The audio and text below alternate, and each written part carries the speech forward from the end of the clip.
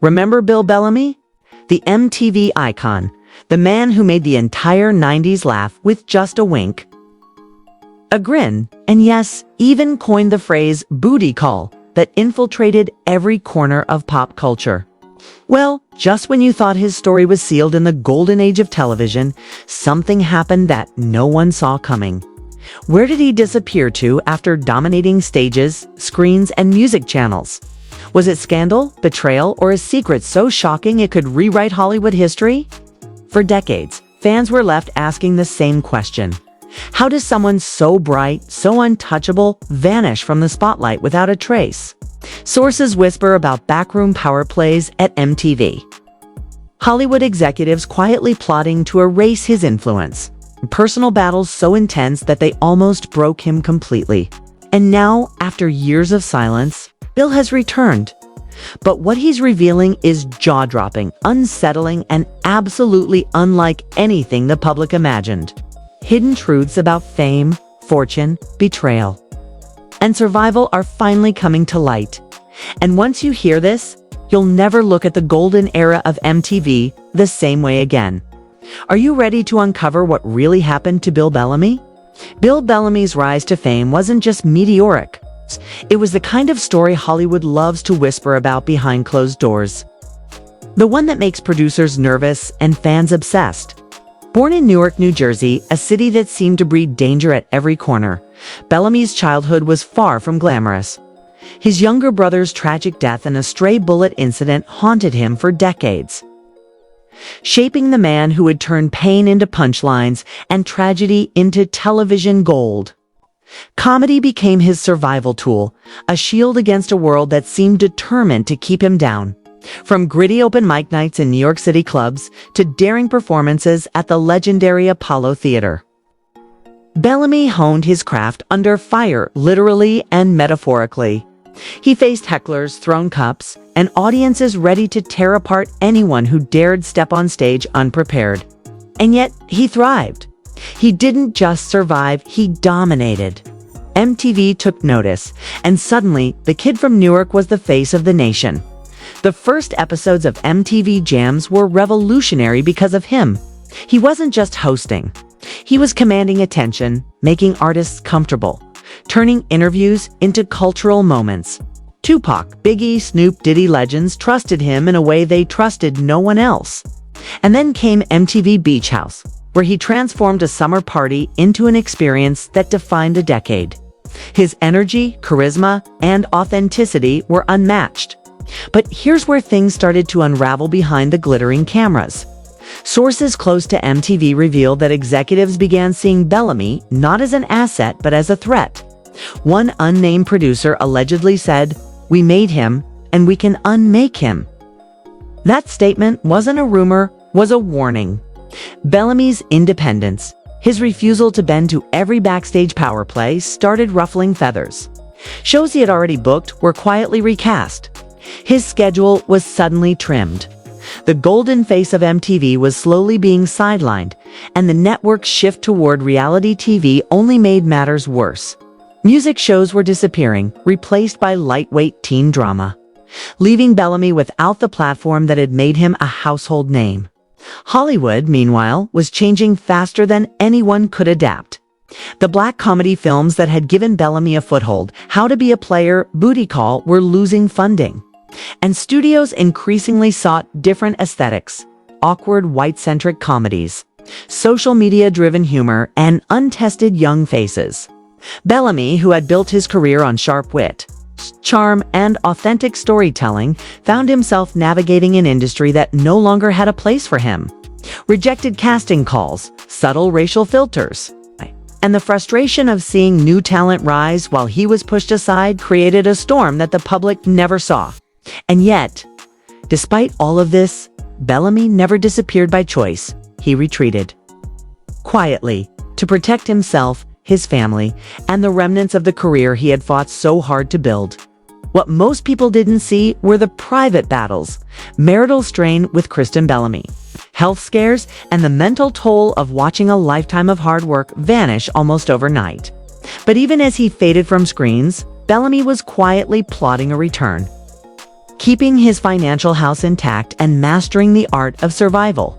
And just when it seemed like he was gone forever, the story takes a turn that no one predicted. Bellamy was not finished, and the events that would follow would shock fans, reshape his legacy, and expose the hidden truths of an industry built on facade, betrayal, and fleeting fame. The truth behind Bellamy's sudden retreat from the spotlight is darker and more complicated than anyone imagined.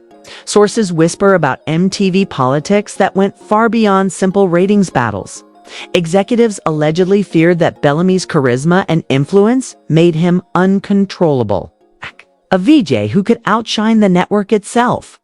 One insider reportedly told our team, "Bill was too real, too powerful, too unpredictable. We couldn't risk him eclipsing MTV." Rumors began circulating that Bellamy had been quietly blacklisted, removed from projects without explanation, and subtly pushed out of Hollywood's inner circle. Meanwhile, certain celebrities reportedly grew wary of his rise. Some West Coast rappers allegedly felt Bellamy was too corporate, too polished, and too friendly with artists, someone who could easily steal the spotlight from anyone else on camera. Anonymous sources claimed that Ice Cube and a few other heavyweights openly grumbled about his style, describing him as a little too MTV, and Hollywood insiders suggest this tension contributed to his decline.